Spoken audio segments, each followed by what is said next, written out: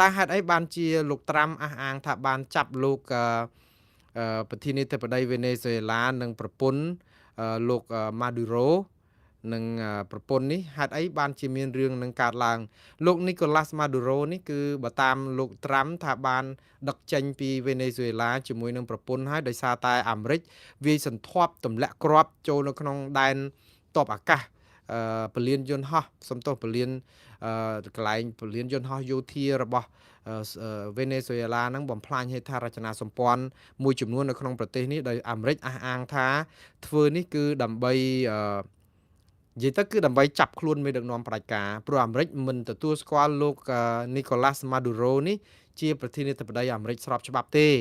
ព្រោះដោយសារគាត់បានជាប់ឆ្នោតដោយអាមេរិកចាត់ទុកថាជាអំពើការបោះឆ្នោតដោយមិនសេរីត្រឹមត្រូវនឹងយុត្តិធម៌លួចស្លឹកឆ្នោតហើយក្បត់ឆន្ទៈប្រជាពលរដ្ឋវេណេស៊ុយអេឡាដោយប្រើកម្លាំងយោធាឬក៏អំណាចផ្ដាច់ការក្នុងការគ្រប់គ្រងប្រទេសតាមពិតអំណាចនេះគួរតែបានទៅខាងគណៈបកប្រឆាំងហើយបងប្អូនប្រហែលជានៅចាំហើយពានរង្វាន់ Nobel សន្តិភាពឆ្នាំ2025កន្លងទៅនេះគឺដែលប្រជាពលរដ្ឋទូដែលខាងអ្នកគ្រប់គ្រងលោកត្រាំថាគួរតែបានទៅលោកត្រាំប៉ុន្តែបានទៅអ្នកស្រីដែលជាអឺណែមេដឹកនាំបកប្រឆាំងបាទគឺកាលនោះគឺគេបានផ្ដល់ឲ្យទៅអ្នកស្រីមេបកប្រឆាំងនោះដោយសារគេគិតថាមេបកប្រឆាំងនឹងមានភាពក្លាហាននៅក្នុងការបង្រួបបង្រួមជាតិប្រទេសវេណេស៊ុយអេឡាហ្នឹងហើយគួរតែបានពានរង្វាន់សន្តិភាពវានៅក្នុងពេលដែលលោកនីកូឡាស់ម៉ាឌូរ៉ូធ្វើទុកបុកម្នេញប្រជាពលរដ្ឋយ៉ាងសន្ធាប់បែបនេះបាទតែយ៉ាងណាលោកត្រាំមុននឹងវាយសន្ធាប់ទៅរំដោះឬក៏អាចថាចាប់ខ្លួនលោកម៉ាឌូរ៉ូនេះគឺអាមេរិកបានទម្លាក់គ្រាប់ច្រើនលើកច្រើនគ្រាទៅហើយទៅលើទូកនេសាទសំទោសមិនមែនទូកនេសាទទេទូកដែលអាមេរិកចោទប្រកាន់ថាដឹកគ្រឿងញៀនគ្រឿងអីហ្នឹងហើយដែលគ្រឿងញៀននេះគឺមានក្រុមរចនាសម្ព័ន្ធនៅពីក្រោយគឺការពារដោយក្រុមលោកនីកូឡាស់ម៉ាឌូរ៉ូនឹងអីចឹងទៅ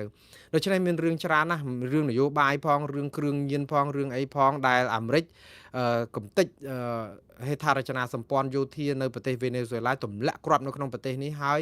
ចាប់មេដឹកនាំនិងភរិយាចេញពីប្រទេសនេះដោយអំណាចអាជ្ញាធរអាមេរិកតាមពិតរឿងនេះគឺជារឿងមួយដែលគួរឲ្យចាប់អារម្មណ៍ដែរដោយសារតែរដ្ឋអាមេរិកជារដ្ឋអធិបតេយ្យមួយអាចនឹងទៅទម្លាក់គ្រាប់នៅរដ្ឋអធិបតេយ្យរបស់វេណេស៊ុយអេឡាបានយ៉ាងដូចនេះគឺពិភពលោកកំពុងតែឃ្លាំមើលគឺ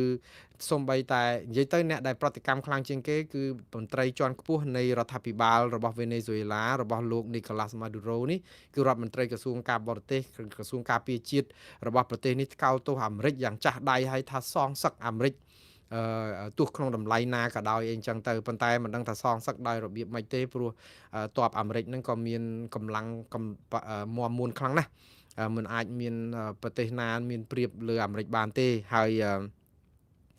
ប្រជាពលរដ្ឋវេណេស៊ុយអេឡាជាច្រើនសាទរច្រៀងរាំពេញផ្លូវដោយសារតែការដែលចាប់លោកម៉ាឌូរ៉ូនេះវាប្លែកសំតែនាំគ្នាមកថ្កោលទោសដែលគេចាប់មេដឹកនាំប្រទេសរបស់ខ្លួនបែរទៅជាមកស្រែកសាទរអបអរសាទរច្រៀងរាំទៅវិញនេះក៏អាចបង្ហាញថាការដឹកនាំរបស់លោកម៉ាឌូរ៉ូគឺជាការដឹកនាំបែបមិនពេញចិត្តដោយប្រជាពលរដ្ឋវេណេស៊ុយអេឡាទាំងមូលដែលមានការថ្នាំងថ្នាក់ហើយរងចាំឱកាសដើម្បីតែអបអរសាទរនៅពេលដែលអ្នកនេះឬក៏មេដឹកនាំនេះធ្លាក់ពីអំណាចប៉ុន្តែប្រជាពលរដ្ឋវេណេស៊ុយអេឡាមិនមានលទ្ធភាពឬក៏អាចនឹងទម្លាក់មេដឹកនាំបែបនេះបានទេដោយសារតែប្រព័ន្ធដឹកនាំបែបកុម្មុយនីសផ្ដាច់ការប្រើកម្លាំងយោធាបង្ក្រាបប្រជាពលរដ្ឋយ៉ាងចាស់ដៃអីអញ្ចឹងដូច្នេះនេះក៏ជាសារសម្រាប់មេដឹកនាំផ្សេងទៀតនៅលើពិភពលោកថារដ្ឋអធិបតេយ្យក៏ដោយនៅពេលដែលអ្នកប្រព្រឹត្តអំពើរំលោភសិទ្ធិមនុស្សបំពានប្រជាធិបតេយ្យផ្ដាច់ការនិយមធ្វើបាបធ្វើទុកបុកម្នេញប្រជាពលរដ្ឋស្លូតត្រង់គឺជៀសមិនផុតពីអន្តរាគមន៍ពីប្រទេសដទៃយ៉ាងហោចណាស់បើអង្គការសហជីវជាតិមិនជួយក៏មានសហរដ្ឋអាមេរិកមួយដែរហើយរឿងនេះគឺម្ដងទៀតបងប្អូនគឺជារឿងមួយដ៏គួរឲ្យភ្ញាក់ផ្អើលនៅលើពិភពលោកដែលសហរដ្ឋអាមេរិកចូលទៅចាប់មេដឹកនាំនៃប្រទេសមួយហើយដឹកចេញទៅក្រៅប្រទេសដើម្បីយកទៅផ្ដំទាទោសហើយប្រគល់អំណាចនេះទៅឲ្យប្រជាពលរដ្ឋវេណេស៊ុយអេឡាម្ចាស់ប្រទេសដែលចង់ដឹកនាំប្រទេសដោយមានការចូលរួមពីប្រជាពលរដ្ឋរួចផុតពីអំណាចផ្ដាច់ការរបស់លោកម៉ាឌូរ៉ូ បាទឥឡូវអស់ពីហ្នឹងគឺលោកត្រាំក៏បានព្រមានចាត់ការអ៊ីរ៉ង់ឯនោះវិញថាបើហ៊ានបង្ក្រាបបាតកោអហិង្សាប្រហែលសប្តាហ៍មួយសប្តាហ៍កន្លងមកនេះគឺនៅប្រទេសអ៊ីរ៉ង់មានការធ្វើបាតកម្មច្រើនណាស់បងប្អូនប្រជាពលរដ្ឋក្រោកដុតទីតាំងកន្លែងជាច្រើនដោយសារតែអាជ្ញាធរបាញ់សម្លាប់វងបាតកោអហិង្សាដំបូងហ្នឹងគឺស្លាប់ដល់ទៅយ៉ាងហោចណាស់ក៏8នាក់ហើយមកដល់ម៉ោងនេះហើយដោយសារតែការបាញ់សម្លាប់បាតកោនេះដែលអហិង្សាហើយជាប្រជាពលរដ្ឋស្លូតត្រង់នេះធ្វើឲ្យអង្គើកុបតវ៉ានេះคล้ายទៅជាអង្គើហិង្សាដែរហើយនៅក្នុងន័យនេះគឺអាមេរិកលោកដៃចូលប្រាប់ទៅព្រមានទៅមេដឹកនាំអ៊ីរ៉ង់ថាបើហ៊ានតែធ្វើបាបពល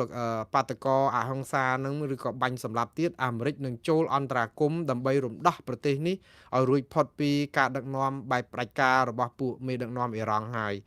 នៃនេះគឺអាមេរិកតាមរយៈលោកដូណាល់ត្រាំនេះមិនមែននិយាយលេងទេគឺគាត់នឹងធ្វើដោយសារតែយើងឃើញនៅវេណេស៊ុយអេឡាជាគំរូហើយមិនអញ្ចឹងណាហើយអាមេរិកនេះមិនមែនចាត់ការអ៊ីរ៉ង់ទៅឥឡូវទេប្រហែលកាលពីខែមិថុនាកន្លងទៅហ្នឹងគឺទម្លាក់គ្រាប់នៅកន្លែងអាវុធបរមាណូផលិតអាវុធបរមាណូនៅអ៊ីរ៉ង់3ទីតាំងកំទេចរោងចក្រផលិតគ្រាប់ហ្នឹងបានដោយសារតែអ៊ីរ៉ង់បាញ់ផ្លោងគ្រាប់ទៅអ៊ីស្រាអែលអីចឹងហើយអ៊ីស្រាអែលជាសម្ព័ន្ធមិត្តអាមេរិកដូច្នេះអាមេរិកហាក់បីដូចជា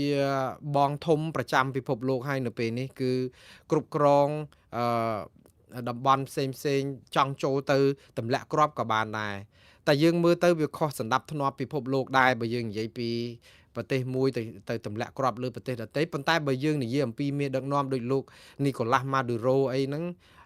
តើគាត់ដឹកនាំជាប្រទេសប្រជាធិបតេយ្យសេរីត្រឹមត្រូវយុត្តិធម៌អីណាអត់ទេដូច្នេះប្រជាពលរដ្ឋបើតថាតតាំងដូចជាគិតថាធ្វើនឹងមិនត្រឹមត្រូវមែនរំលោភបំពានដែនអធិបតេយ្យរបស់រដ្ឋដទៃប៉ុន្តែម្នាក់ដូចគិតថាអត់ចុះបើមេដឹកនាំប្រទេសនឹងហេតុអីក៏យើងមិនដឹកនាំឲ្យមានការឯកភាពជាតិបង្រួបបង្រួមជាតិឲ្យប្រជាពលរដ្ឋទ្រាំទទួលយកបានអរគុណមេដឹកនាំដូចថាត្រូវរើគ្នាទាំងអស់ទៅហេតុអីបានយើងធ្វើឲ្យមានការក្តៅកាហាយហើយលួចបន្លំស្លឹកឆ្នោតឬក៏គម្រាមកំហែងប្រជាពលរដ្ឋអញ្ចឹងពិភពលោកហាក់បីដូចជាគិតថាវាខុសច្បាប់នៅក្នុងការដែលអាមេរិកចូលទៅទន្ទ្រានឈ្លានពានរដ្ឋដទៃប៉ុន្តែវាហាក់បីដូចជាជួយរំដោះប្រជាពលរដ្ឋនឹងឲ្យរួចផុតពីដង្កៀបកុម្មុយនីសអីអញ្ចឹងដែរការធ្វើបាបធ្វើទុកបុកម្នេញប្រជាពលរដ្ឋឥឡូវដោយអ៊ីរ៉ង់ហ្នឹងក៏អញ្ចឹងដែរការដឹកនាំបែបផ្ដាច់ការធ្វើទុកបុកម្នេញប្រជាពលរដ្ឋសម្បើមអីចឹងទៅអាមេរិកយកលេសអំពីការធ្វើបាបបាតកោអហិង្សាអាចនឹងបង្ក្រាបបានហើយនេះក៏ជាសារដល់មេដឹកនាំពិភពលោកច្រើនទៀតណាថាមិនមែនខ្លួនមានអំណាចមកផ្ដាច់ការឲ្យគិតថាតំណាងឲ្យប្រជាពលរដ្ឋទាំងមូលទេអញ្ចឹងបានន័យថាមានតែវិធីល្អទេគឺដឹកនាំប្រទេសឲ្យមានឯកភាពជាតិត្រឹមត្រូវហើយឲ្យរឹងមាំពីខាងក្នុងព្រោះបរទេសអត់អាចលូកដៃយើងបានទេបើយើងរឹងមាំពីខាងក្នុងណាហើយយើងរឹងមាំនៅក្នុងន័យថាមិនមែនផ្ដាច់ការកុម្មុយនីសទេគឺរឹងមាំបែបប្រជាធិបតេយ្យបានសហគមន៍អន្តរជាតិគេនៅខាងយើងបាទខ្ញុំស្លេះប៉ុណ្ណឹងសិនណាបងប្អូនហើយអ្វីគឺវានឹងមានការប្រែប្រួលច្រើនទៀតហើយខ្ញុំនឹងយកព័ត៌មាននេះមកផ្សាយជូនបងប្អូនអរគុណបងប្អូននៅកម្ពុជាយប់ជ្រៅណាស់ហើយរាត្រីសួស្តីហើយអរុនសួស្តីបងប្អូននៅឯសហរដ្ឋអាមេរិកនិងទីផ្សេងដែលថ្ងៃកំពុងតែរះឬក៏ពេលថ្ងៃ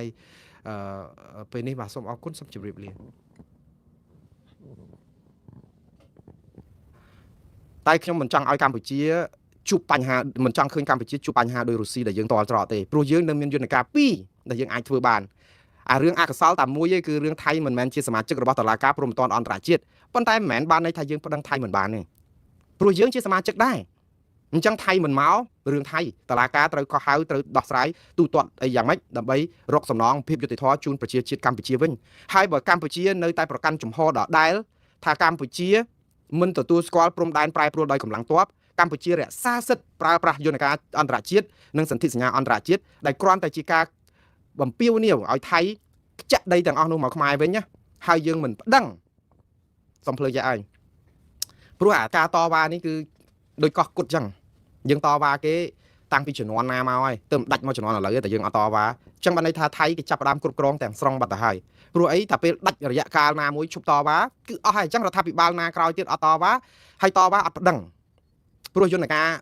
តែយើងតវ៉ាផ្លូវទូតផ្លូវការត្រឹមត្រូវហើយព្រោះធម្មតាជារដ្ឋាភិបាលដែលយើងត្រូវតវ៉ាខ្ញុំជឿថារដ្ឋាភិបាលកម្ពុជាក៏អាចយកជំរឿសមួយដើម្បីស្អំចិត្តប្រជាពលរដ្ឋមួយកម្ពុជាយើងឲ្យជឿទុកចិត្តមួយថាយើងនៅមានយន្តការទ្វេភាគីរវាងថៃនិងកម្ពុជាដែរមិនអញ្ចឹងហើយមាន JBC មាន GBC មានអីអញ្ចឹងទៅយើងនៅមានយន្តការដោះស្រាយគ្នាទៅជជែកគ្នាទៅប្រើ MOU ឆ្នាំ2000ដែលចែងជាមួយនឹងលោក Thaksin Shinawatra ឥឡូវរដ្ឋាភិបាលថៃសប្តាហ៍នេះកំពុងតែរករឿងលុប MOU នឹងចោលទៀតក៏ចង់ធ្វើប្រជាមតិចង់ធ្វើអីដូច្នេះគាត់ថាឥឡូវវាអត់បានជោគជ័យនៅក្នុងការលុប MOU នឹងទេដោយសារតែបោះឆ្នោតនឹងវាគៀកកិតខ្លាំងពេកតែ MOU នឹងលុបទៅវាបានផលអីអ្នកខ្លះថា MOU នឹងវាខ្ទាស់នាំឲ្យយើងដោយសារតែមាន MOU ថាមានរឿងអីជាមួយថៃយើងចរចាគ្នាទៅយើងអត់ទៅនាំដល់តុលាការអន្តរជាតិណាព្រោះយើងមានយន្តការចរចាគ្នា MOU ណាវាគ្រាន់ជាกระดาษមួយយើងព្រមព្រៀងគ្នាបណ្ដោះអាសន្នទេនៅពេលដែលយើងចាប់ផ្ដើមឆ្លោះគ្នាកាប់ចាក់គ្នាទៅហើយទៅប្រើចរចាគ្នាស្អីកាទៀតវាទាល់តែទៅរកអន្តរជាតិមកជួយហើយដូច្នេះវាអត់បាច់លុបមិនលុបអីទេយើងត្រូវតែវិលទៅរកការប្តឹងហើយខ្ញុំជឿថាកម្ពុជាបើចង់មានព្រៀបលើថៃមានរឿងពីរតែរឿងពីរហ្នឹងក៏ទ្វេគ្រោះដែររឿងមួយគឺកម្ពុជាត្រូវតែប្តឹងទៅតុលាការអន្តរជាតិនិងតុលាការព្រំដែនអន្តរជាតិនៅពេលនេះអត់ត្រូវចាំស្អែកទេព្រោះផតាំងមានពេញក្នុងដៃនេះផតាំងនេះបំផ្លាញតិចតិចឥឡូវទទួលស្គាល់14ទីតាំងឲ្យថៃរួចខ្លួនមិនតែហ៊ានខ្មែរស្លាប់ពាក់លីពេញព្រៃហ្នឹងតើឲ្យពួកគាត់ក្រុមគ្រួសារគាត់បានទទួលយុត្តិធម៌ប៉ុណ្ណាការពារពាក់លីដើម្បីជាតិមាតុភូមិវាជាគណោបការៈដែលប្រជាពលរដ្ឋខ្មែរ17លាននាក់មិនអាចភ្លេចគុណរបស់ពួកគាត់បានទេប៉ុន្តែវិញ្ញាណក្ខន្ធរបស់គាត់ក៏នឹងមិនអាចសោយសុគតិភពបានដែរនៅពេលដែលគាត់ដឹងថាយើងអាចទាមទារអីបានមកវិញផងហ្នឹងយើងគាត់បូជាចោលទៅទេហ្នឹងតែយើងធ្វើយ៉ាងម៉េចយើងត្រូវប្តឹងប៉ុន្តែអារឿងប្តឹងនេះគឺមានអាទ្វេគ្រោះរបស់កម្ពុជានេះគឺរឿងដោយចប់កាតព្វកិច្ចមួយកំពុងតែចង់ប្រាប់ពិភពលោកថាយើងគឺជាអ្នកគោរពច្បាប់ឲ្យថៃនឹងជាអ្នកមិនគោរពច្បាប់ហើយយើងតស៊ូលើឆាកអន្តរជាតិតាមរបៀបការទូតរបស់កម្ពុជាហ្នឹងគឺចង់និយាយថាយើងមិនចង់ប្តឹងសិនទេមិនទាន់ដាក់ប្តឹងទេទុកឱកាសឲ្យអ្នកឯងខ្ជាក់មកសិនអានេះទៅធ្វើគ្រោះហើយយើងចង់ចំណេញការទូតអន្តរជាតិយើងឈ្នះឲ្យការទូតយើងចង់និយាយចឹងក៏ប៉ុន្តែនៅក្នុងពេលហ្នឹងគឺប្រើយន្តការដែលមានស្រាប់ហ្នឹងទៅកុំឲ្យថាអាងអីបន្តិចទៅដល់តុលាការអន្តរជាតិគេថាកម្ពុជាហ្នឹងហាក់បីដូចចង់រករឿងចង់វាយគ្នាទៀតមែនហេតុអីមិនប្រើយន្តការមានស្រាប់នេះកម្ពុជាអាចជាប់កាតព្វកិច្ចហ្នឹងមួយថាជាអ្នកដែលស្រឡាញ់សុខសន្តិភាពមិនមែនជួបប្តឹងទេប៉ុន្តែបងប្អូនដូចខ្ញុំនិយាយចឹងពំតំណោទៀតថាយើងមិនមែនជួបប្តឹងតែយើងអះអាងថាដាក់ពាក្យប្តឹងនៅថ្ងៃទីពាក់កណ្ដាលខែមិថុនាឥឡូវនេះចាំមើលអាកបិតចិត្តដងឯងនេះទៀតកម្ពុជាអាចនឹងថាទេអាថ្ងៃទី15ខែមិថុនាមិនមែនជាបណ្ដឹងឯណាហ្នឹងគ្រាន់តែសេចក្តីជូនដំណឹងហ្នឹងយើងមិនទាន់ប្តឹងឯណាដូច្នេះយើងនៅមានយន្តការចរចាគ្នាបានច្រើនទៀតអត់ចង់ឡើងទៅតុលាការអន្តរជាតិខ្ញុំគ្រាន់តែពមៀនឯងទេណាអាចជាការបកស្រាយចឹងវិញទៀតដើម្បីបទូបថយថាកម្ពុជាមិនមែនជួបប្តឹងទេប៉ុន្តែប្តឹងអះអាងថាប្តឹងគេដើម្បីស្អំចិត្តប្រជាពលរដ្ឋទោះអត់ប្តឹងក៏ដោយដូច្នេះម្ដងទៀតកម្ពុជាចង់លួងសហគមន៍អន្តរជាតិឲ្យជឿថាអ្វីដែលកម្ពុជាធ្វើនេះគឺចង់ឲ្យមានសុខសន្តិភាពជជែកគ្នាបានរវាងប្រទេសជិតខាងអត់វាយគ្នាទេក៏ប៉ុន្តែកម្ពុជាអត់ជ្រើសរើសវិធីជជែកហ្នឹងទេនៅពេលដែលសរសេរលិខិតទៅតុលាការយុត្តិធម៌អន្តរជាតិហ្នឹងណាដែលសង្ឃឹមថាថៃអត់រករឿងដល់ពេលថៃវាយប្រាវនៅទៅស្អំចិត្តថៃទៅរឿងហ្នឹងវិញឥឡូវបងប្អូនម្ដងទៀត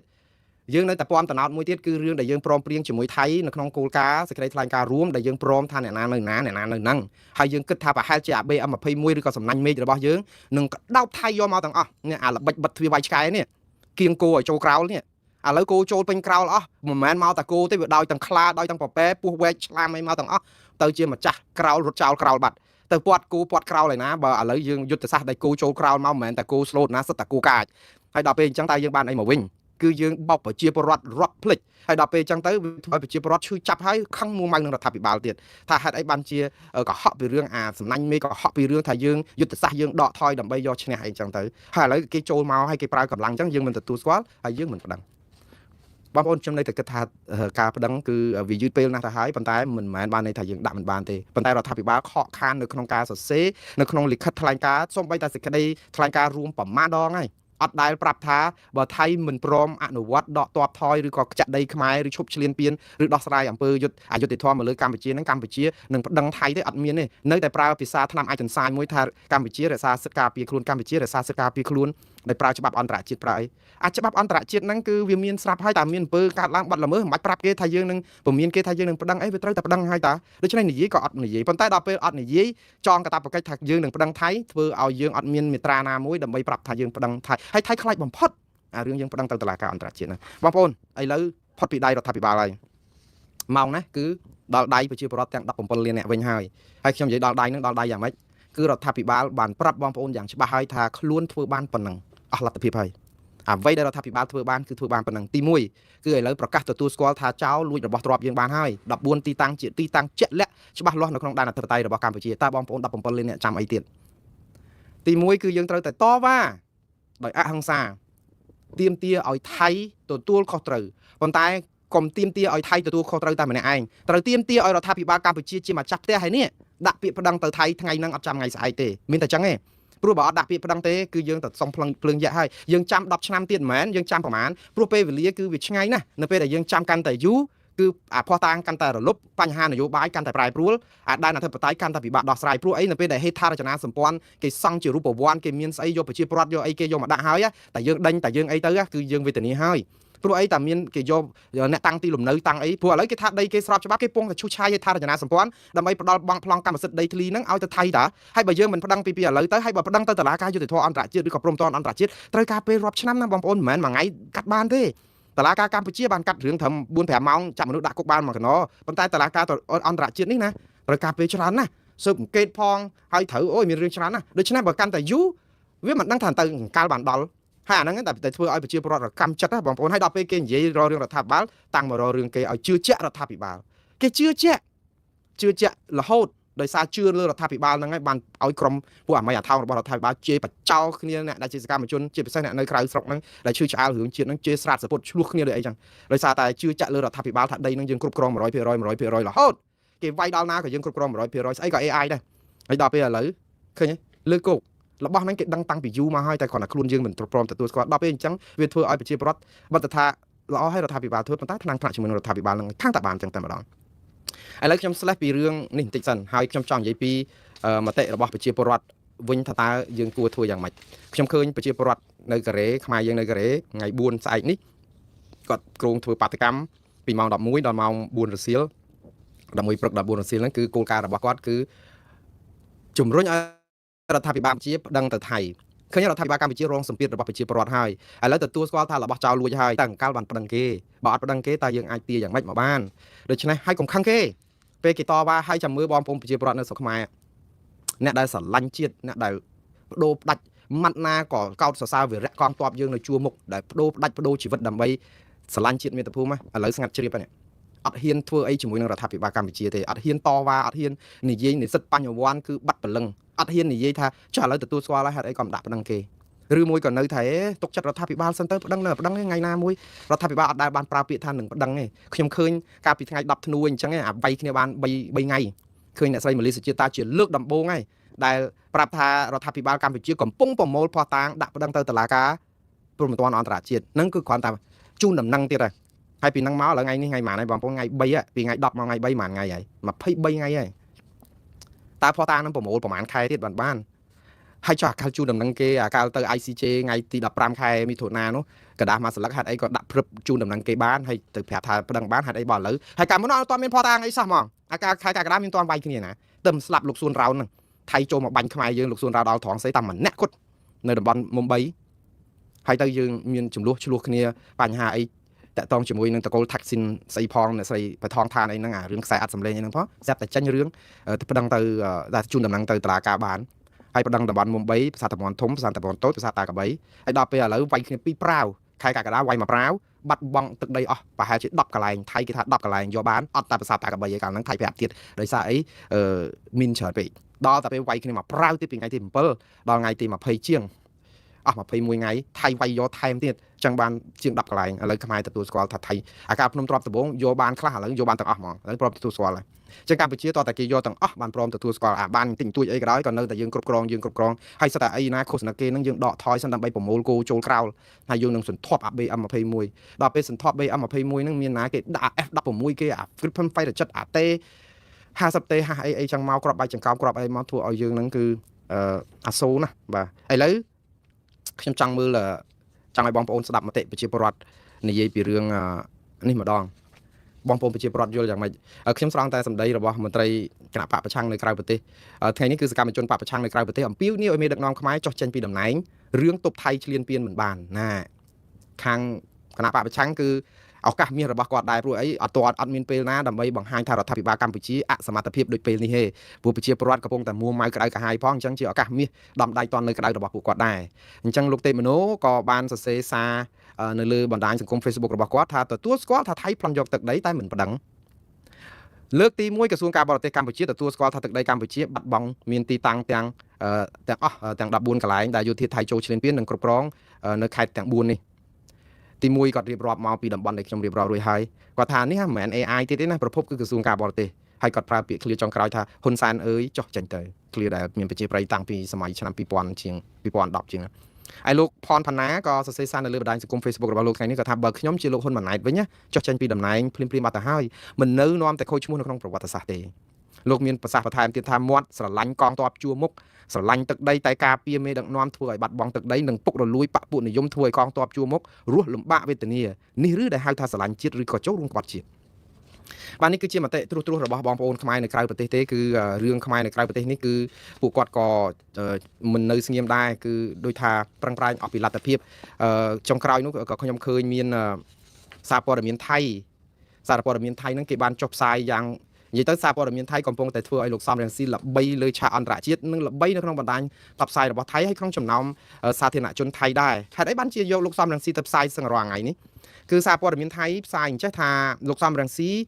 អំពាវនាវឲ្យរដ្ឋាភិបាលកម្ពុជាប្តឹងថៃទាមទារសំណងថ្លៃខូចខាតគ្រប់យ៉ាងតាមពិតថៃចង់ចាក់ដោតទេចង់ខ្ចីដៃលោកសំរងស៊ីយកមកប្រើដើម្បីដំបងពេលដែលលោកសំរងស៊ីទាឲ្យបដូររដ្ឋាភិបាលកម្ពុជាសពថ្ងៃដោយសារអំពើឆបបោកអនឡាញដែលធ្វើឲ្យខូចឈ្មោះកិត្តិយសប្រទេសកម្ពុជាដែលលោកថាដោយសារតែអំពើពុករលួយការដឹកនាំរដ្ឋមិនត្រឹមត្រូវធ្វើឲ្យតែហ៊ានយើងទុនខ្សោយចាញ់ថៃលាក់នឹងលាក់អីហ្នឹងដំបងគាត់ធ្វើតស៊ូមតិបែបនេះថៃក៏យកទៅផ្សាយដែរដើម្បីខ្ចីដៃលោកសំរងស៊ីវាយជាមួយនឹងរដ្ឋាភិបាលកម្ពុជាឲ្យឃើញថាមេដឹកនាំដែលអាចជំនួសមេដឹកនាំសប្ងៃបានគឺលោកសំរងស៊ីដែលបង្កើតរដ្ឋាភិបាលក្រៅប្រទេសហ្នឹងគឺខ្ចីប្រើសិនអញ្ចឹងទៅម្ដងណាយកលោកសំរងស៊ីមកផ្សាយទៀតនៅពេលដែលលោកសំរងស៊ីកាលពីថ្ងៃទី31ខែធ្នូនៅលើបណ្ដាញសង្គម Facebook គាត់ហ្នឹងគឺទាមទារឲ្យរដ្ឋាភិបាលកម្ពុជាឬក៏អំពាវនាវឲ្យរដ្ឋាភិបាលកម្ពុជាប្តឹងថៃទាមទារសំណងខូចខាតទាំងអស់ដែលថៃប្រព្រឹត្តមកលើកម្ពុជាក្នុងពេលឈ្លានពានទឹកដីខ្មែរនេះហើយអញ្ចឹងថៃយកទៅផ្សាយហ្នឹងមិនមែនផ្សាយដើម្បីលើកមុខមាត់លោកសំរងស៊ីទេផ្សាយដើម្បីវាយប្រហារលោកសំរងស៊ីឲ្យប្រជាពលរដ្ឋថៃស្អប់លោកសំរងស៊ីវិញនៅក្នុងន័យថាឃើញនៅមេដឹកនាំកម្ពុជាដែលអាចក្លាយទៅជាមេដឹកនាំជំនួសណែរដ្ឋាភិបាលសពថ្ងៃបើមានការបោះឆ្នោតអីមួយអីចឹងនៅពេលដែលប្រជាពលរដ្ឋចង់មានការផ្លាស់ប្ដូរអីចឹងឥឡូវនេះគឺថាលោកសំរងស៊ីហ្នឹងក៏ក្លាយទៅជាអ្នកដែលកំពុងតែរករឿងថៃដែរប៉ុន្តែទង្វើរបស់លោកសំរងស៊ីនេះវាផ្ទុយទៅនឹងអ្វីដែលក្រមរដ្ឋាភិបាលកម្ពុជានិងគណៈបកប្រជាជនកម្ពុជាដែលចោទគាត់ជាជនក្បត់ជាតិ3ចំនួននេះតើបើសិនជាគាត់ជនក្បត់ជាតិ3ចំនួនតើហេតុអីបានជាជនក្បត់ជាតិរូបនេះទៅតវ៉ាឲ្យថៃខ្ចាក់ដីខ្មែរមកខ្មែរវិញដែលរដ្ឋាភិបាលកម្ពុជាសប្ងៃទប់អត់បានដែលធ្វើឲ្យតំបន់ទាំងអស់នោះថៃគ្រប់គ្រងទាំង14ទីតាំងហើយឥឡូវតើគាត់ក្បត់ជាតិយ៉ាងម៉េចនេះសំណួរនៅតាមបណ្ដាញសង្គម Facebook សួរនៅពេលដែលរដ្ឋាភិបាលកម្ពុជាដោយសារតែមិនអាចទប់ដីទាំងអស់នោះមិនឲ្យថៃគ្រប់គ្រងដណ្ដើមឈ្លានពានបានហើយមិនប្តឹងទៅតុលាការអន្តរជាតិដើម្បីទារដីនឹងមកវិញផ្ទុយទៅវិញលោកសំរងស៊ីដែលជាអ្នកជាប់ឈ្មោះជាតនដិតក្បត់ជាតិ3ចំនួនដែលគេចោទណាបែរទៅជាអំពាវនាវទារឲ្យប្តឹងថៃឬក៏ទាមទារឲ្យថៃទទួលខុសត្រូវចំពោះការខូចខាតដែលជាសម្បត្តិរបស់ជាតិខ្មែរទៅវិញអានេះគឺជារឿងកលាប់ចាក់ដែលប្រជាពលរដ្ឋច្បុកច្បល់អត់ដឹងថាតើទៅជាពធប្រធាងយ៉ាងម៉េចទេព្រោះអីជនក្បត់ជាតិរងការចោទប្រកាន់คล้ายទៅជាអ្នកដែលស្រឡាញ់ជាតិដើម្បីទារទឹកដីឲ្យថៃខ្ចាក់មកវិញនៅពេលដែលអ្នកដែលចោទគេក្បត់ជាតិបែរទៅជាមិនធ្វើអំពើដើម្បីឲ្យថៃខ្ចាក់ដីនឹងមកវិញឬក៏ប្តឹងទៅនេះមានតែសេចក្តីថ្លែងការណ៍ថ្កោលទោសជូនដំណឹងអំពាវនាវមិនទទួលយកបដិសេធអីអញ្ចឹងអានេះដែលជាវិញ្ញាសាធំបំផុតសម្រាប់រដ្ឋាភិបាលកម្ពុជាបងប្អូនដូចខ្ញុំជម្រាបអញ្ចឹងខ្ញុំអត់ខ្វល់អ្នកណាកាន់ដឹកនាំប្រទេសកម្ពុជាតកូលហ៊ុនតកូលសុកតកូលទាតកូលកំតកូលរុងតកូលសំតកូលសតកូលអីតកូលទៅ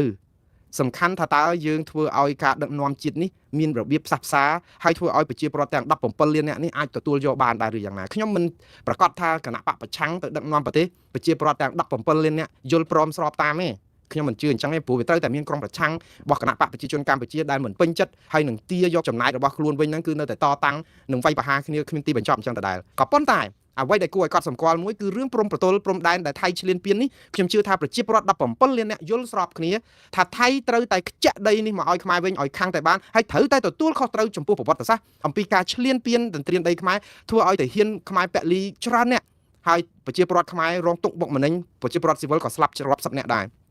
នារីប្រត់ប្រាស់ខ្ទេចខ្ទីភូមិឋានរបស់គាត់ខ្ញុំជឿថាប្រជាពលរដ្ឋខ្មែរ17លាននាក់យល់ស្របថាថៃប្រព្រឹត្តឈ្លានពានកម្ពុជាអត់មានខ្មៅសឬក៏ទៅថាមើលមិនច្បាស់ហើយគឺយើងមើលឃើញច្បាស់អញ្ចឹងដូចគ្នាទាំងអស់រឿងនេះគឺជាវិញ្ញាសាលំបាកបំផុតសម្រាប់គណៈបកប្រជាជនកម្ពុជានិងរដ្ឋាភិបាលសពថ្ងៃដើម្បីស្អំចិត្តប្រជាពលរដ្ឋយ៉ាងម៉េចដើម្បីឲ្យជឿថាក្រោមការដឹកនាំរបស់ខ្លួននេះគឺមិនបាត់ដីទាំងអស់ហ្នឹងទេប៉ុន្តែអត់ព្រមប្តឹងអានេះគឺជាការផ្ដាល់ដងដាវឲ្យគណៈបកប្រឆាំងនៅក្នុងការតស៊ូមតិហើយកុំទៅក្តិចត្រួយពួកគ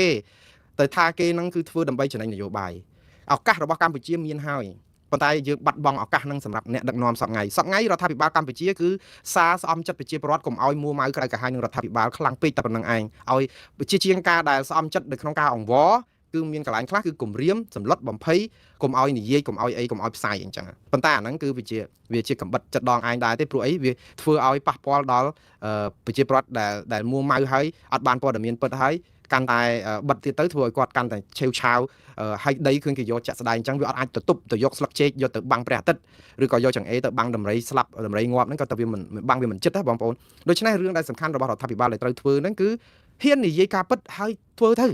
ជាឱកាសចុងក្រោយក្នុងការស្ដារកិត្តិយសសេចក្តីថ្លៃថ្នូររបស់រដ្ឋាភិបាលឡើងវិញតាមលទ្ធភាពដែលអាចធ្វើទៅបានដើម្បីសុំមានការអនុគ្រោះពីប្រជាពលរដ្ឋព្រោះប្រជាពលរដ្ឋនឹងខ្លាំងថ្នាក់ជាមួយរដ្ឋាភិបាលច្រើនឬខ្ញុំជឿថាអ្នកគ្រប់គ្រងគណៈបកប្រឆាំងគណៈបកប្រជាជនកម្ពុជាឬរដ្ឋាភិបាលមិនមែនមិនដឹងរឿងនឹងទេគ្រាន់តែថាជ្រុលមាត់នឹងគ្រប់គ្រងរដ្ឋាភិបាលផ្កាប់មុខឲ្យដូច្នេះនៅជួយទប់គ្នាទៀតទៅព្រោះអីរដ្ឋាភិបាលក៏បានធ្វើច្រើនដែរដូច្នេះរឿងនេះគឺនាំគ្នាជួយទប់ប៉ុន្តែការទប់ហ្នឹងដូចខ្ញុំនិយាយចឹងដើម្បីដោះស្រាយស្ថានភាពបានទី1គឺទទួលស្គាល់ការពិតថាយើងខ្សោយអីយើងបាត់អីអាហ្នឹងទទួលស្គាល់ទៅហើយលើកទឹកចិត្តឲ្យបងប្អូនតវ៉ាជួយគ្នាកុំមកជេរបតិចផ្ដាសាអ្នកណាដាក់ពាក្យប្តឹងទៅណាដាក់ទៅកុំមកថាអីគេដាក់ពាក្យទៅដោយសារតែមើងងាយរដ្ឋាភិបាលថាអសមត្ថភាពចោះយើងមានសមត្ថភាពប៉ុណ្ណាដែលដីយើង14កន្លែងគេយកបានទាំងងើលនេះយើងមានសមត្ថភាពកន្លែងណាហើយយើងអន់មែនអុយក្រែនគេវាយចូលដល់ណានៃរំលោភយកដីប្រមាណ 20-30% អុយក្រែនអន់មែនអុយក្រែនប្រឹងប្រែងអស់ពីលទ្ធភាពដែរប៉ុន្តែយើងវាអត់មានភ័ព្វវាសនាដូចអុយក្រែនទេដោយសារតែយើងអត់មានសហគមន៍អន្តរជាតិនៅឈរខាងយើងអុយក្រែនពេលដែលរុស្ស៊ីបាញ់ក្ដួងពិភពលោកថ្កោលទោសរុស្ស៊ីទាំងអស់កម្ពុជាពេលដែលថៃបាញ់ក្ដួងចាក់ខ្សែទាំងអស់សហគមន៍អន្តរជាតិចាក់ខ្សែយើងទាំងអស់អាហ្នឹងដោយសារអីដោយសាររបៀបដឹកនាំរដ្ឋរបស់យើងឲ្យទទួលស្គាល់ថាបើយើងដឹកនាំរដ្ឋដោយមានការមិត្តភ័ក្តិយើងជាអន្តរជាតិប្រទេសប្រជាធិបតេយ្យឲ្យច្រើនយើងច្បាស់ណាស់ក៏យ៉ាងហោចណាស់ក៏មានម្នាក់ពីរអីគេថ្កោលទោសថៃដែរវាមិនដែលអត់សោះអញ្ចឹងទេដូច្នេះទទួលស្គាល់ការពិតទៅថារបៀបដឹកនាំរដ្ឋរបស់យើងគឺធ្វើឲ្យយើងអន់ថយប៉ុន្តែសួរថាតើយើងអន់ថយបែបនេះយើងគួរតែចុះចេញពីតំណែងឬក៏ឲ្យគេដទៃមកដឹកនាំរដ្ឋថាគេដឹកនាំប្រសើរជាងយើងឬយ៉ាងម៉េចអាហ្នឹងគឺជាវិញ្ញាសាសម្រាប់របស់ប្រជាពលរដ្ឋទេអ្នកនយោបាយបកប្រឆាំងគេច្បាស់ជាដងដាវគេគឺទីឲ្យយើងចុះចេញប៉ុន្តែប្រទេសណាក៏ដោយបើសិនជាមានបញ្ហាអីមានដឹកនាំគេចុះចេញប៉ុន្តែសួរថាឥឡូវបើសិនជាលោកហ៊ុនសែននិងលោកហ៊ុនម៉ាណែតចុះចេញពីតំណែងតើមានដំណោះស្រាយអីឲ្យប្រកាសទីជាមួយនឹងថៃនៅពេលនេះនៅតែអត់ទេវាអត់មានទេប៉ុន្តែបើមិនចុះចេញពីតំណែងក៏ឲ្យចុះតែយើងធ្វើស្អំចិត្តប្រជាពលរដ្ឋនៅក្នុងន័យព្រមទទួលស្គាល់ការពិតហើយប្រជាពលរដ្ឋខ្មែរគឺជាប្រជាពលរដ្ឋដែលស្ដាប់ហេតុផលដែរទេនៅពេលដែលយើងទទួលស្គាល់ការពិតឧទាហរណ៍កុំអួតអួតហ្នឹងគឺគេចេញគឺយើងប្រាប់គេទៅថាទាហានយើងប្រឹងប្រែងអស់ពីសមត្ថភាពហើយតែធ្វើមិនខ្មិចបើយើងវាមិនដល់កម្លាំងគេប៉ុន្តែយើងនៅតែតស៊ូតទៅទៀតហើយសុំសមានចិត្តប្រជាពលរដ្ឋជួយឲ្យជាយោបល់មកថាយើងគួរធ្វើដូចមិនតទៅទៀតស្ដាប់ប្រតិប្រជាពលរដ្ឋទៅខាងក្រុមប្រឆាំងចង់ជួយអីជួយលទ្ធភាពដែលធ្វើទៅបានទៅដើម្បីឲ្យបង្រួមជាតិសាសន៍យើងដើម្បីស្អំចិត្តបើយើងធ្វើខុសយើងទទួលកំហុសឥឡូវទទួលកំហុសឲ្យថាដី14កន្លែងហ្នឹងថៃយកបានវាជារឿងល្អមួយប៉ុន្តែត្រូវទទួលស្គាល់ទៀតថាយើងត្រូវសាមគ្គីគ្នាឲ្យរឹងមាំព្រោះអត់មានអ្នកណាជួយយើងទេហើយសាមគ្គីនេះគឺទទួលកំហុសដោយប៉ះប៉ូវស្អិតស្អំប្រជាពលរដ្ឋកុំឲ្យរករឿងរដ្ឋាភិបាលតាមរយៈអីតាមរយៈកុំធ្វើទុកបុកម្នេញសកម្មជនបកប្រឆាំងកុំធ្វើទុកបុកម្នេញប្រព័ន្ធផ្សព្វផ្សាយកុំធ្វើទុកបុកម្នេញអង្គការសង្គមស៊ីវិលដោះលែងអ្នកទោសមនសិការបង្រួមជាតិផ្សះផ្សាជាតិទៅពេលនេះជាពេលស្អំចិត្តហើយព្រោះអីប្រជាពលរដ្ឋកម្ពុជាគេមើលឃើញអស់គ្រប់គ្នាហើយថារដ្ឋាភិបាលអត់មានសមត្ថភាពទប់ជាមួយថៃទេប៉ុន្តែក៏មិនប្រកាសថារដ្ឋាភិបាលថ្មីណាមួយមានលទ្ធភាពប្រសើរជាងនឹង 100% ដែរបើយើងអត់ត្រូវគ្នាអត់ផ្សះផ្សាគ្នាជាធ្លុងមួយទេរដ្ឋាភិបាលពីឋានប្រអិនណាក៏អាចទៅដោះស្រាយជាមួយថៃបានដែរតើតែយើងត្រូវរើគ្នាអញ្ចឹងតើតែយើងធ្វើសម្បទានរៀងខ្លួនគណៈបកប្រជាជនកម្ពុជាក៏ត្រូវធ្វើសម្បទានគណៈបកប្រឆាំងក៏ត្រូវធ្វើសម្បទានដែរហើយអហោសកម្មនឹងគ្នាខ្ញុំជឿថាគណៈបកប្រឆាំងមិនអត់ឲ្យគណៈបកប្រជាជនកម្ពុជាបានទេអំពើដែលធ្វើរំលាយគណៈបកសង្គ្រោះជាតិនេះគឺគេមិនអាចនឹងស្ងប់បានទេប៉ុន្តែមកនេះដូចខ្ញុំនិយាយចឹងសូម្បីតែរដ្ឋាភិបាលក្រៅប្រទេសនេះឬក៏រដ្ឋាភិបាលគណៈបកប្រឆាំងទៅកាន់រដ្ឋាភិបាលសពថ្ងៃដូររដ្ឋាភិបាលនឹង 100% 180 ដឺក្រេក៏អត់អាចនឹងទៅដោះស្រាយបញ្ហាជាមួយថៃនឹងបានភ្លាមដែរតើតែយើងត្រូវគ្នាដូរផ្លាស់នៅក្នុងការដែលយើងបង្រួមជាតិបានទៅរួចព្រោះយើងត្រូវការកម្លាំងស្លាប់ពីរអត់អាចស្លាប់មកជាហៀងបានទេ ស្លាប់ពីរហ្នឹងបានន័យថាគឺបានន័យហោះដើម្បីតទល់ជាមួយថៃបើសិនជាយើងទៅបាក់ស្លាប់មកជាហៀងខ្លាំងតែគណៈបកប្រឆាំងគណៈបកប្រជាជនកម្ពុជាយកឱកាសយកជើងរាទឹកដើម្បីគេថាមិនបានស៊ីឆ្លៀខ្ទេចទៀតណាជាតិនេះនឹងអន្តរាយហើយអត់មានបានប្រយោជន៍អីទេខ្ញុំនិយាយនេះគឺដូចខ្ញុំនិយាយបដិលខ្ញុំអត់មានតែគ្រប់គ្រងគណៈបកប្រឆាំងឲ្យកាន់អំណាចមានភាពប្រសើរជាងរដ្ឋាភិបាលកម្ពុជាឬក៏ត្រូវតែរដ្ឋាភិបាលកម្ពុជាសប្តាហ៍ថ្ងៃបន្តយ៉ាងណាប៉ុន្តែសំខាន់សូមឲ្យប្រជាពលរដ្ឋទាំង17លាននាក់ហ្នឹងជាអ្នកសម្រេចហើយកុំធ្វើទុកបុកម្នេញផ្សះផ្សាជាតិទៅធ្វើឲ្យជាតិនេះខ្លាំងឡើងវិញហើយបទពិសោធន៍នេះណាគឺជាបទពិសោធន៍ជូរចត់នៅក្នុងប្រវត្តិសាស្ត្រដែលរបៀបដឹកនាំរដ្ឋយើងជា40ឆ្នាំជាងមកហ្នឹងគឺបរាជ័យហើយបរាជ័យនៅក្នុងរឿងមួយគឺរឿងយើងមិនអាចទប់គ្នាជាមួយថៃបានដោយសារតែយើងខ្សោយខាងសពាវុធយើងខ្សោយខាងវិន័យយើងខ្សោយច្រើនរឿងហើយទទួលស្គាល់ទៅអត់មានទៅជាចង្រៃអីទេហើយខ្ញុំមិនជឿថាដោយសារតែរឿងខ្សោយនេះរដ្ឋាភិបាលមិនបានធ្វើអីសោះទេរដ្ឋាភិបាលខ្មែរធ្វើបានច្រើនណាស់គឺយើងធ្វើបានច្រើនយ៉ាងដែរអភិវឌ្ឍស្អីហ្នឹងហេដ្ឋារចនាសម្ព័ន្ធហ្នឹងអ្នកណាមើលមិនឃើញគេមើលឃើញតាប៉ុន្តែអូសទូកុំឲ្យឡានចាប់ត្រីបានកុំឲ្យល្អទឹកយើងធ្វើឲ្យមានការអភិវឌ្ឍជាតិមានអាគារស្កឹមស្កៃមានជីវភាពរស់នៅមានម៉ូតូស៊ីក្លូឡានទំនើបអីជិះក៏ដោយហ្នឹងក៏យើងនៅមានរឿងច្រើនណាស់ជាពិសេសគឺតកតងនឹងរឿងសិទ្ធិមនុស្សនិងប្រជាធិបតេយ្យរឿងសេរីភាពរឿងប្រជាពលរដ្ឋបាក់ស្បាតដោយសាររបៀបដឹកនាំរដ្ឋបែបកុម្មុយនីសផ្ដាច់ការអញ្ចឹងគឺយើងឃើញមានបញ្ហាហ្នឹងឯងហើយបញ្ហានេះពីមុនប្រជាពលរដ្ឋរងអាការធ្វើនយោបាយប្រជាពិធមើលអត់ឃើញទេដោយសារតែអានយោបាយប្រជាពិធហ្នឹងគឺប្រព័ន្ធផ្សព្វផ្សាយហ្នឹង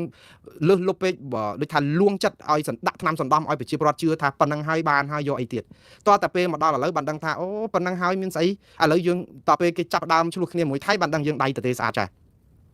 ដោយសារតែយើងខ្សោយអញ្ចឹងហើយយើងអត់ជឿយើងចាញ់បោករដ្ឋាភិបាលយូរពេកប៉ុន្តែរដ្ឋាភិបាលបោកហ្នឹងក៏សមដែរដោយសារអីគេជួយយើងបានមកកណោតើខ្វះអីប្រជាពលរដ្ឋមានសិទ្ធិសេរីភាពពេញលេញនិយាយទៅសិទ្ធិសេរីភាពហ្នឹងគឺមានមកទំហឹងអញ្ចឹងតាមរដ្ឋាភិបាលធ្វើនយោបាយប្រជាពិធបានមិនមែនដូចសម័យខ្មែរក្រហមឯណាប៉ុន្តែអានេះគ្រាន់តែសម័យខ្មែរក្រហមលាក់មុខតាយើងមានសេរីភាពយើងមានអីធ្វើបានតែក្រុមបកពួកមួយក្រុមហ្នឹងក្រុមដទៃទៀតជាប់គុកទាំងអស់ហើយនឹងរត់ចោលស្រុកតើប្រទេសយើងមានសុខសន្តិភាពយ៉ាងម៉េចហើយអង្គការសហប្រជាជាតិអង្គការសិទ្ធិមនុស្សគេរករបាយការណ៍ថាយើងគ្មាននីតិរដ្ឋមានអំពើពុករលួយមានការរឹតបន្តឹងសិទ្ធិសេរីភាពប្រជាពលរដ្ឋសិទ្ធិសេរីភាពសារព័ត៌មានយើងបាត់តារាងរាល់ឆ្នាំយើងដែរស្ដាប់គេប៉ុណ្ណឹងយើងថាអូអង្គការនេះអង្គការ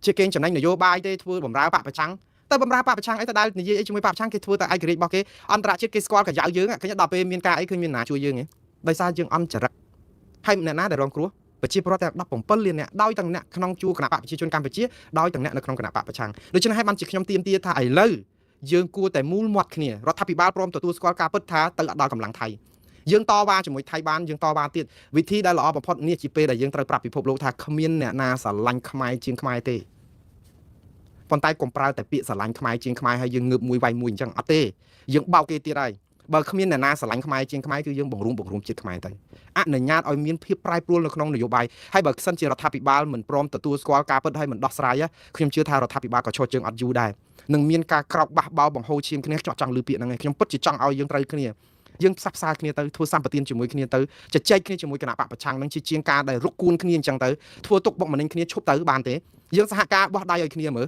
ជាជាងការដែលស្រែកយកជើងរាទឹកយើងមកចូលអង្គុយជជែកគ្នាទៅស្វាគមន៍គណៈបកប្រឆាំងចូលមកឈប់ធ្វើទុកបុកម្នេញតោះណែឯងថាប្រកែដោះស្រាយជាមួយថៃមើលមានរឿងអីជជែកដាក់លើតុមើលប្រសើរអត់ហើយបើនេះយកទៅជែកទៅហើយអនុវត្តទៅម្ដងនេះគឺគណៈបកប្រជាជនកម្ពុជារដ្ឋាភិបាលលងទឹកហើយ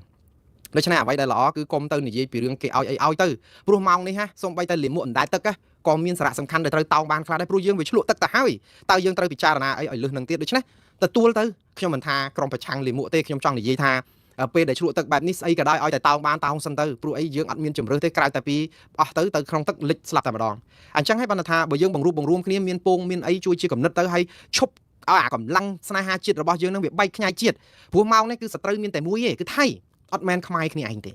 តែយើងបង្រួមហេតុអីក៏ពិបាកម៉េចសម្រាប់គណៈបកប្រជាជនកម្ពុជានិងរដ្ឋាភិបាលនិយាយទៅយើងស៊ាំនឹងអាតែស្កអាជ័យធ្លាក់ទឹកហ្នឹងទៅវាលអៀសខ្លួនណាវាអៀនខ្លួននឹងធ្វើឲ្យត្រូវវិញណាកុំអៀនខ្លួននឹងអំពើល្អកម្ពុជាកំពុងតែលងទឹកហើយពេលដែលយើងលងទឹកគឺសំបីតែស្អីក៏ដោយក៏យើងយកមកតោងសិនមកដើម្បីឲ្យរស់ហើយសម្យើងបន្តការតស៊ូរបស់យើងតទៅទៀតក្នុងនេះគឺខ្ញុំចង់និយាយថាក្រមប្រឆាំងក្រុមណាក៏ដោយគឺរដ្ឋាភិបាលគួរបើកចិត្តឲ្យទូលាយបង្រួមជាតិដើម្បីមានសត្រូវរួមរបស់យើងតែមួយគត់គឺថៃគឺរដ្ឋាភិបាលថៃឬក៏ជាយោធាថៃអ្នកនយោបាយថៃដែលស្មោករោគហ្នឹងគឺយើងតតាំងដើម្បីទាមទារអធិបតេយ្យយើងមកវិញហើយមុនហ្នឹងក៏ខ្ញុំមានព័ត៌មានដែលថាបង្ហើយហ្នឹងគឺតកតងនឹងរឿងលោកសំទោសអាជ្ញាធរកម្ពុជាអនុញ្ញាតឲ្យប្រជាពលរដ្ឋថៃដែលជាជនស៊ីវិល162នាក់ឆ្លងដែនទៅប្រទេសថៃវិញតាមស្រួលក្រោយជាប់គាំង ពេលដែលមានការច្បាំងគ្នារវាងថៃនិងកម្ពុជានេះអស់រយៈពេលជាច្រើនសប្តាហ៍រួចមកខាងអាជ្ញាធរថៃបានឲ្យដឹងថាអ្នកដែលជាជនជាតិថៃ162នាក់នោះគឺត្រូវបានអាជ្ញាធរកម្ពុជាបញ្ជូនចេញឬក៏អនុញ្ញាតឲ្យចេញតាមច្រកឡែមដែលខាងថៃក៏មកទទួល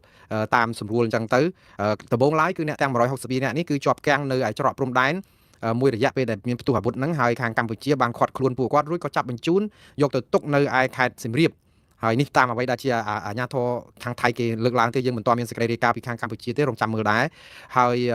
បងប្អូនដឹងហើយគឺមិនមែនតែ162នាក់ទេណាអាកាលពេលដែលផ្ទុះអាវុធគ្រូហ្នឹងគឺប្រជាពលរដ្ឋថៃប្រហែលជា6ទៅ7000នាក់តាមអ្វីដែលអាជ្ញាធរថៃអះអាងថាបានជាប់គាំងនៅឯច្រកនៅឯប៉ោយប៉ែតឯណោះហើយខាងកម្ពុជាកាលហ្នឹងមិនឲ្យបើកច្រកហ្នឹងចេញទេដោយសារតែចាត់ទុកថាខ្លាចមានគ្រោះថ្នាក់ដល់ជនស៊ីវិលថៃនឹងប៉ុន្តែថៃចោទអាជ្ញាធរកម្ពុជាថានេះជាលេសដើម្បីយកប្រជាពលរដ្ឋថៃធ្វើជាខែលនៅក្នុងពេលដែលច្បាំងគ្នាជាមួយថៃតែប៉ុណ្ណោះឯងតែយ៉ាងណាខាងកម្ពុជាក៏តបទៅវិញថាអ្នកដែលអត់អាចឆ្លងដែនគូបានហ្នឹងនៅអាចឆ្លងដែនទឹកឬក៏ឯកអាកាសអីបានឬក៏ទៅតាមវៀតណាមឬឡាវទៅដើម្បីឆ្លងទៅថៃដោយអត់មានការខាត់ខាំងមិនឲ្យចេញពីដែនកម្ពុជាឯណាទេដែលចង់តបទៅថៃវិញថាកម្ពុជាមិនមែនបង្ខាំងប្រជាពលរដ្ឋថៃស៊ីវិលដោយខុសច្បាប់ឬក៏ជាចំណាប់ខ្មាំងឬក៏ជាខែលអីនោះទេ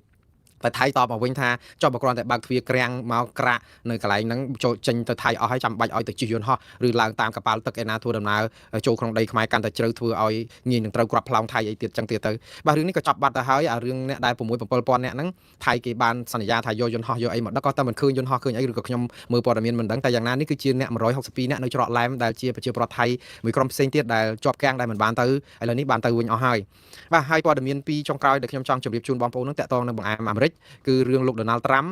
បានប្រកាសតាមពិតម៉ោង8ដែលខ្ញុំកំពុងផ្សាយផ្ទាល់នេះវាត្រូវនឹងម៉ោង11នៅ Florida ប្រហែលជាលោក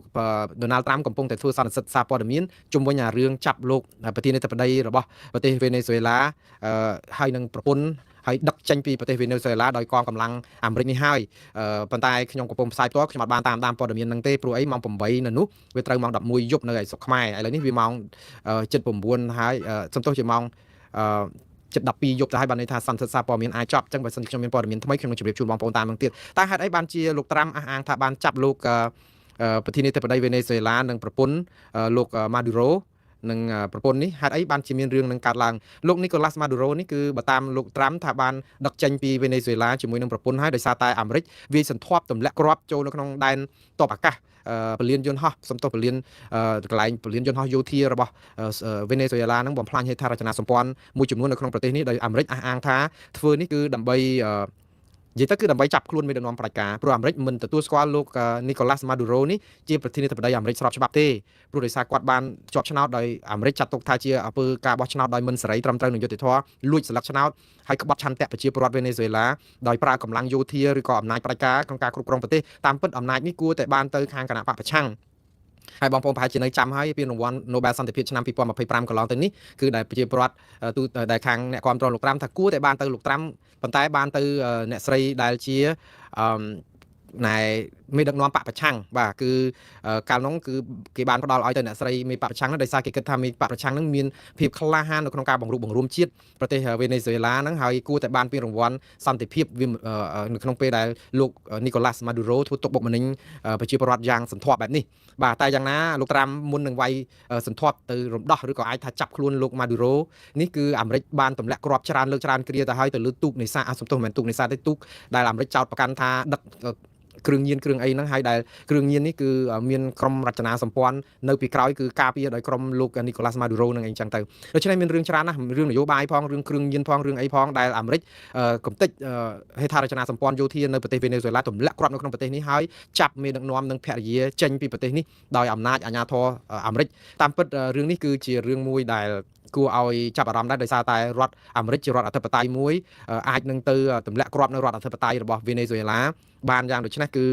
ពិភពលោកកំពុងតែឃ្លាំមើលគឺសូម្បីតែនិយាយទៅអ្នកដែលប្រតិកម្មខ្លាំងជាងគេគឺមន្ត្រីជាន់ខ្ពស់នៃរដ្ឋាភិបាលរបស់ Venezuela របស់លោក Nicolas Maduro នេះគឺរដ្ឋមន្ត្រីក្រសួងការបរទេសក្រសួងការពារជាតិរបស់ប្រទេសនេះថ្កោលទោសអាមេរិកយ៉ាងចាស់ដៃហើយថាសងសឹកអាមេរិកទោះក្នុងតម្លៃណាក៏ដោយអីចឹងទៅប៉ុន្តែមិនដឹងថាសងសឹកដោយរបៀបម៉េចទេព្រោះតបអាមេរិកហ្នឹងក៏មានកម្លាំង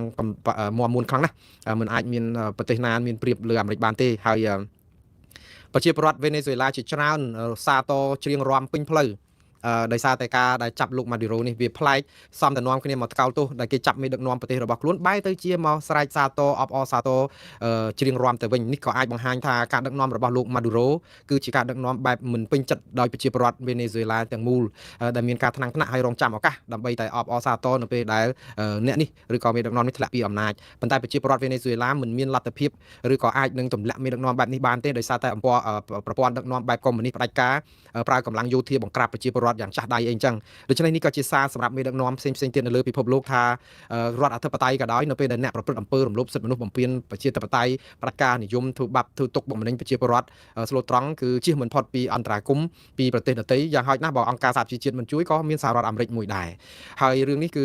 ម្ដងទៀតបងប្អូនគឺជារឿងមួយដ៏គួរឲ្យភ្ញាក់ផ្អើលនៅលើពិភពលោកដែលសហរដ្ឋអាមេរិកចូលទៅចាប់មេដឹកនាំនៃប្រទេសមួយហើយដឹកចេញទៅក្រៅប្រទេសដើម្បីយកទៅផ្ដំទាទោសហើយប្រគល់អំណាចនេះទៅឲ្យប្រជាពលរដ្ឋវេណេស៊ុយឡាម្ចាស់ប្រទេសដែលចង់ដឹកនាំប្រទេសដោយមានការចូលរួមពីប្រជាពលរដ្ឋរួចផុតពីអំណាចផ្ដាច់ការរបស់លោកម៉ាឌីរ៉ូបាទឥឡូវអស់ពីហ្នឹងគឺលោកត្រាំក៏បានព្រមានចាត់ការអ៊ីរ៉ង់ឯនោះវិញថាបើហ៊ានបង្ក្រាបបាតកោអហិង្សា